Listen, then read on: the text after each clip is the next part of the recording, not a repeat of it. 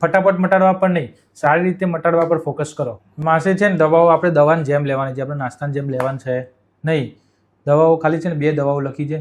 એમાં એક તો પેરાસિટામોલ છે, દુખાવાની ગોળી છે, એ જરૂર પડે તો લેવાની. બીજી સ્નાયુની ગોળી છે. દુખાવાની ગોળી ક્યારે લેવાની? કે જ્યારે આપણને બહુ જ દુખાવો થાય, ચાલવામાં તકલીફ પડે, કે ફંક્શનમાં જવાનું હોય, લગ્ન પ્રસંગે જવાનું હોય અને બહુ જ દુખાવો થતો હોય તો લેવાની. બાકી વધારે ગોળીઓ લેવાનો મતલબ છે નહીં. અત્યારે તમારે દુખાવો તરત 2 દિવસમાં મટાડવો હોય તો મટી જશે. આપણે 4-5 ગોળીઓ લખીશું તો મટી જ જશે, પરંતુ એવું કરવાની જરૂર નથી. હજી આપણે એ લેવલ પહોંચ્યું નથી.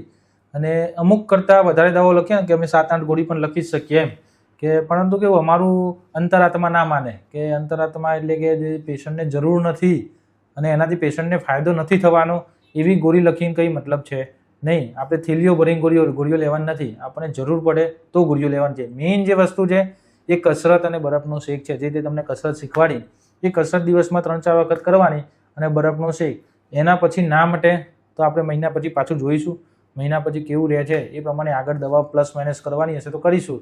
જરૂર પડે તો જે ઇન્જેક્શનનું સમજાવ્યું છે એ ઇન્જેક્શન આપણે સોનોગ્રાફીમાં મશીનમાં જોઈને જે ઇન્જેક્શન આપતા હોઈએ એ ઇન્જેક્શનનો ટ્રાય કરીશું. બાકી અત્યારે કંઈ જ કરવાની જરૂર નથી. ખાલી ને ખાલી કસરત પર ફોકસ કરો. દવાઓ ખાવા પર ફોકસ ના કરશો એમ.